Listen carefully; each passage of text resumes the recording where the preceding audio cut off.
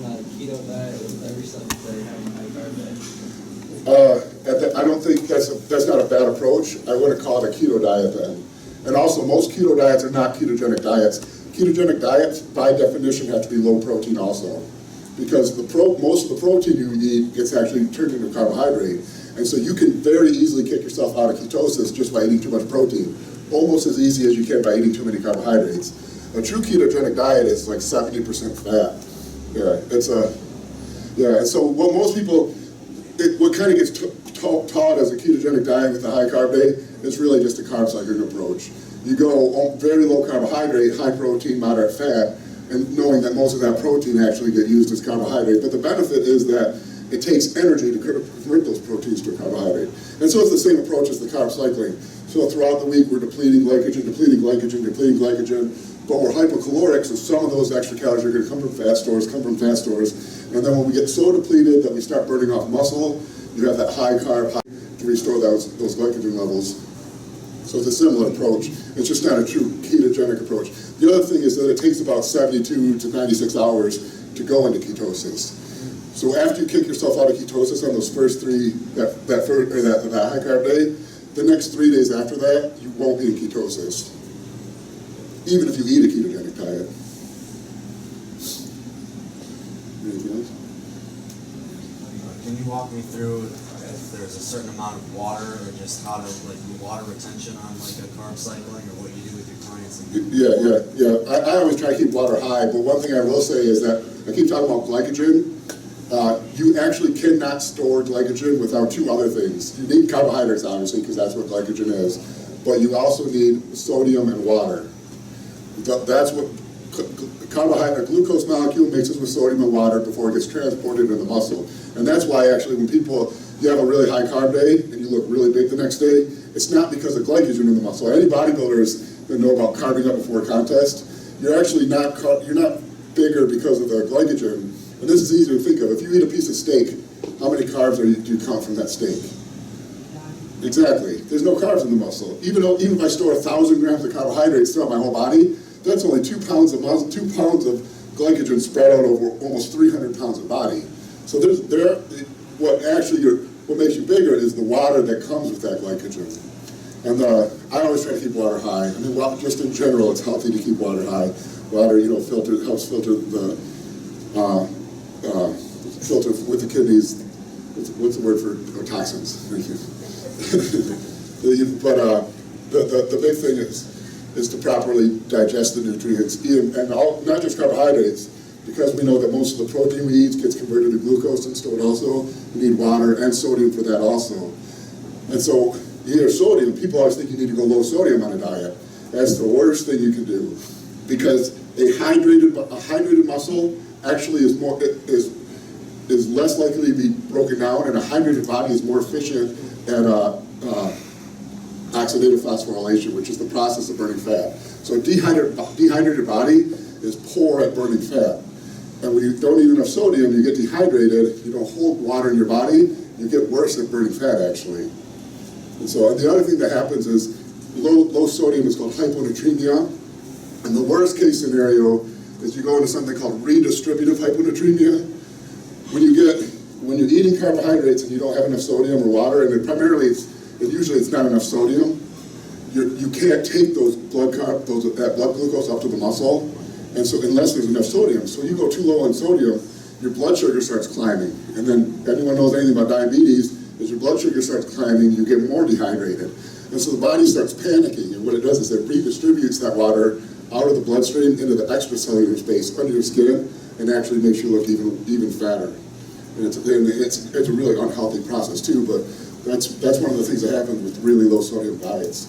On my diets, I always recommend high sodium, salt all your meals, and then high water intake. The other thing that happens is that high sodium water helps keep you feel full, keeps your muscles full, gives you energy to train. It also makes your body more efficient at burning fat. Question, any other? I hope. Yeah. When you say high sodium, is regular table salt or? No definite answer, but never eat a meal without salt when you're dieting. Salt all your meals. And I used to say salt to taste, but some people don't really like salt. And so if you're someone who doesn't like salt, I recommend adding sodium by some low-calorie food that has sodium automatically in it. Pickles is something I use a lot. Or a lot of people, especially when they get hungry, kind of a free treat is cucumbers are very low carbohydrate, very low calorie in general, so I'll give it a free food. I'll tell people to cut up cucumbers, add like balsamic vinegar, and then put salt on it and eat those. I got one, Justin. Yeah. I know as you get older, your metabolism slows down. Mhm. Is there something that I can do to kick in that metabolism? Like after 50, besides drinking water and the regular stuff I come in here and do? And is there too much, is there too much overdoing cardio? If I come in and do an hour of cardio and 2 hours of lifting, am I overdoing it? No, and if you think about it, our bodies were we weren't meant to, we walked to the refrigerator and get food. Our bodies were meant to go walk for 4 hours, hunting for berries, picking nuts. You know, the way we used to hunt is by, I can't remember what they call it, exhaustive hunting or something. You know, the humans, we're the only animal that really walks on 2 legs. And what that does is it spreads out, and the way our bodies are built is, I hope I don't get too off topic here, but you know, surface area is length squared, and volume is length cubed. So the more surface area you have compared to volume, the better you are at dissipating heat.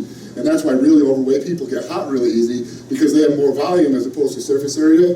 Well, one thing that humans are better than any other animal besides brain power is our ability to dissipate heat and run long distances. So the way we used to hunt for meat is a group of humans like this, we would go out and we would exhaust animals. We would run them till they overheated, because they would overheat and die before we did.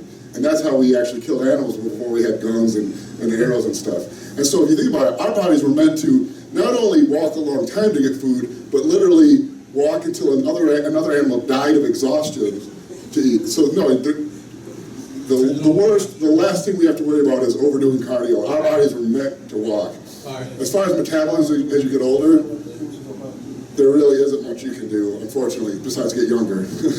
But Yeah. and what happens is it's a change in hormones.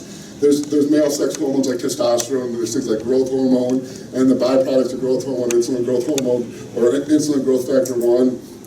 Those things just diminish as we get older. And there's actually a big rise in the last 10, 15 years in anti-aging clinics. And that's what they actually focus on is hormone replacement therapy. And they'll give you testosterone patches or creams that bring you testosterone, and now the new thing also is human growth hormone, and it puts those back in the levels where you were as a teenager or 20-something, and that boosts your metabolism.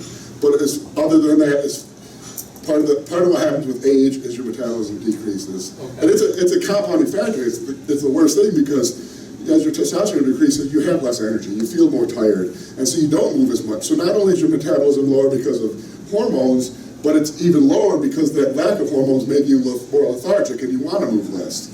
And so it's a compounding factor. I mean, age isn't, age isn't youth,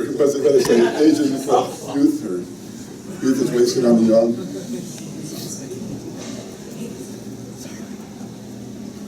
With the majority of protein being converted to glucose, to stay lean, would you recommend keeping your carbs earlier in the day to minimize body fat? Yes and no. At the end of the day, I really want to emphasize that at the end of the day, it's all calories. If you eat more calories than you burn, you're going to gain weight. If you eat less calories than you burn, you're going to lose weight. The trick is making sure that those calories you burn don't come from muscle, and that make sure that any calories that you gain, you want it to be muscle. So I typically do have carbohydrates earlier in the day, and the reason is because carbohydrates, when we eat the protein, they convert it to carbohydrates, but that's a secondary process.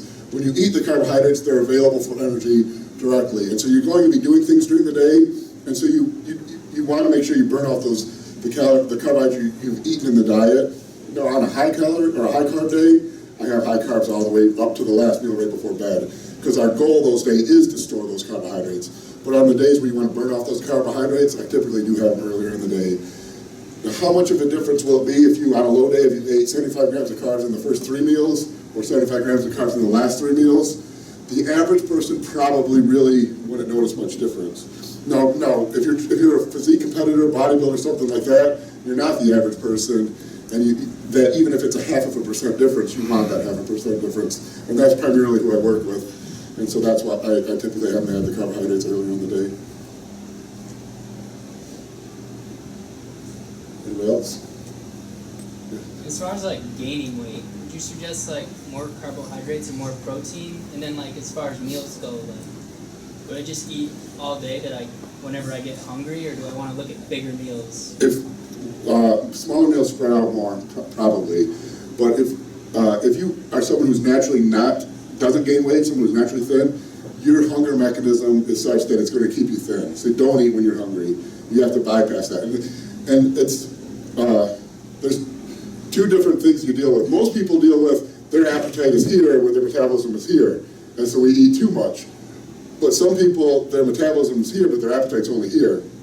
So if you go by hunger triggers, you're never going to gain weight. And you see this all the time. Guys that are thin, they'll say, I eat all the time and I can't gain weight. And I say, I know you feel like you're eating all the time, but because you're eating when you're hungry. And I'll give them a diet where they're eating 6 meals a day with 50 grams of protein and 100 grams of carbohydrates. 100 grams of carbohydrates is 2 cups of cooked rice.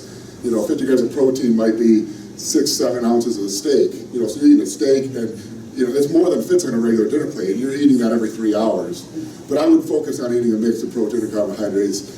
The one thing I won't ever recommend is eating junk food. When people, I just want to gain weight, and then so they just eat junk food. That's the worst approach possible, because what you're doing is, yes, you're going to eat more calories than you burn, but we put no consideration into where those calories are coming from. And your body is always going to preferentially store excess calories as fat. Why? Because fat's easy. We have I can only store about 1,000 grams of calories as carbohydrates. I only have a limited amount of muscle, and it's very hard to store more muscle. It's very easy to store fat. And it's very advantageous evolutionary to store fat, because if we ever starve, those fat reserves are huge energy sources. I can't remember the exact numbers of ATP, but I want to say like the processing, glycolysis process is something like 12 units of ATP, where oxidative phosphorylation is like 96 units of ATP. So fat, which makes it harder to lose fat, because you burn this much carbohydrates. To get 100 units of ATP from carbohydrates, you got to burn a lot of carbohydrates. To get 100 units of ATP from fat, you only got to burn a tiny little bit of fat. That's why it's so hard to burn fat. And when you eat, when you're trying to gain weight, you eat tons of calories from wherever. You're eating pizza and junk and orange high C and coney dogs, and that's great. That's great, you'll gain weight, but your body is going to always preferentially gain that weight as fat.